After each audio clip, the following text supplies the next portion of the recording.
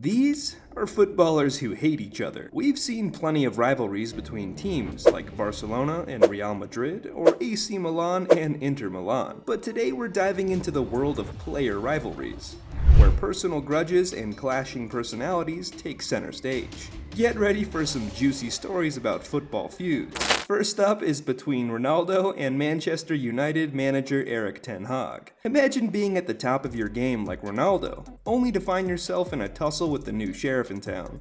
Man U was struggling in 2021, so they brought in ten Hag as a savior, but ten Hag's strict rules didn't sit well with Ronaldo. For one thing, Ronaldo was the king of the pitch, but was now forced to eat at the club's lunchroom. His personal chef's gourmet meals were out, replaced by bland cafeteria fare, and his flashy supercar, gone, replaced by a boring company car. But the real drama came when ten Hag benched Ronaldo during a crucial match.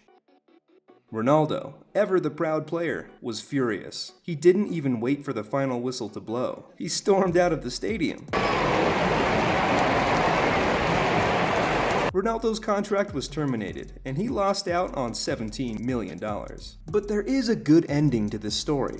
They both subscribe to the Top Hat Top Bins YouTube channel. Next up is Zlatan Ibrahimovic and Marco Materazzi. Just when you think the football world has settled down, another dramatic showdown emerges. This time, we're heading to Italy. Zlatan and Marco, once teammates at Inter Milan, found themselves on the opposite sides of the pitch after Ibrahimovic moved to AC Milan.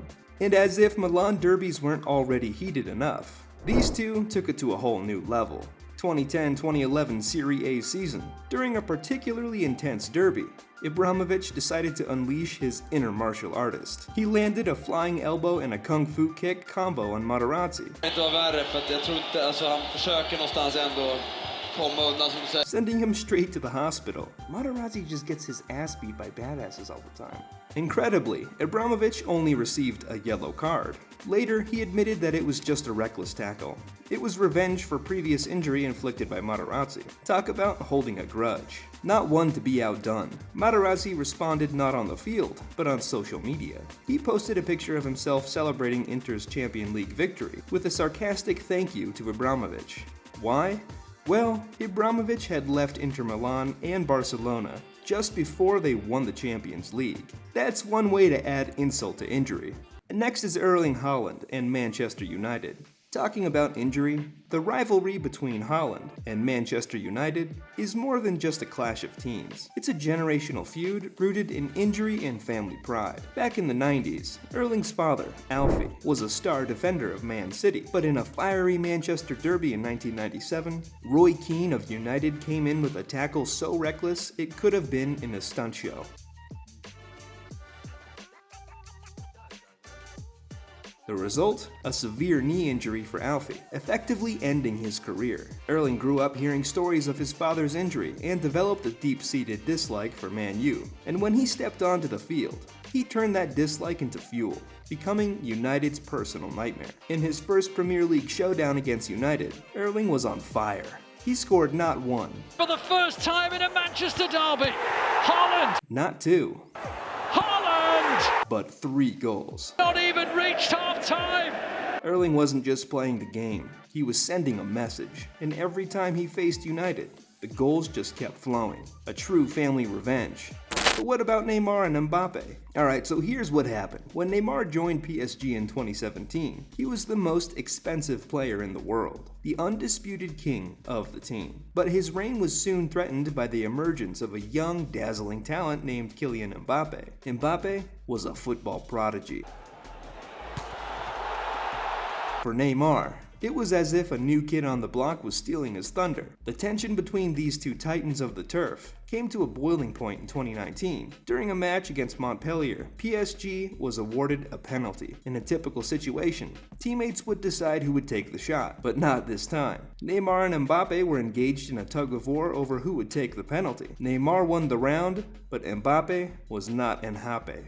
Who wrote this? This penalty squabble spilled over into the dressing room. with reports of the duo almost coming to a fight. It was like a scene straight out of a reality TV show. Fast forward a few years and the feud is still simmering. It's not just about goals and games anymore. It's a clash of egos, style, and personalities. Neymar, with his flair for the dramatic, and Mbappe, the cool, collected team player. Eventually, this long-standing rivalry played a part in Neymar's decision to leave PSG in 2021. Just like that, the super team super duo was no more. It's like a drama. But what's even more dramatic is the next story, because it's a story that's more like a crime thriller than a football rivalry. This is the tale of Karim Benzema and Mathieu Valbuena, and it's crazy. In 2015, French footballers stars Benzema and Valbuena found themselves caught in a tangled web of blackmail and scandal. Valbuena was the victim of a blackmail plot, with threats of releasing an embarrassing video until he paid a large sum of money. It was the kind of stuff you'd see in a late-night drama.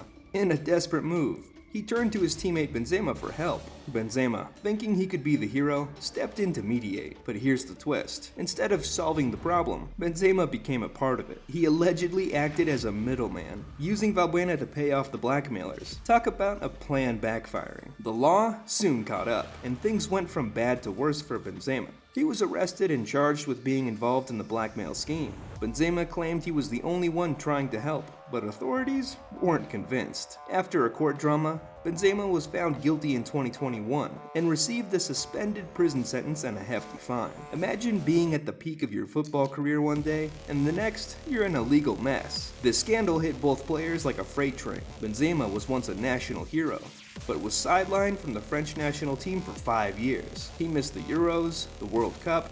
It was every footballer's nightmare, and his reputation, let's just say, it took a serious beating.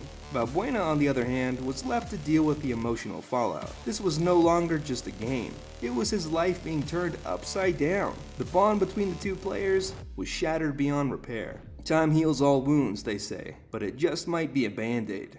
Okay, it's time to take a dive into the tangled web of Courtois and De Bruyne, where the off-field drama is as captivating as any on-field action. In 2014, two Belgian national team stars, Courtois and De Bruyne, found themselves at the center of a real-life soap opera. This isn't your typical football rivalry. This one has a personal twist that would make reality TV show producers green with envy. The story goes like this. Courtois allegedly started dating De Bruyne's girlfriend in 2014. But wait, she claims she only turned to Courtois after De Bruyne had cheated on her. It's a messy situation of a he said, she said, and it quickly became public knowledge. The spat between these two spilled onto the front pages, threatening to split the Belgian national team in two. Even the Belgian manager at the time considered booting Courtois off the team, worried about the rift it was causing. But here's where it gets interesting. De Bruyne, amidst all of this personal turmoil, decided to keep it professional.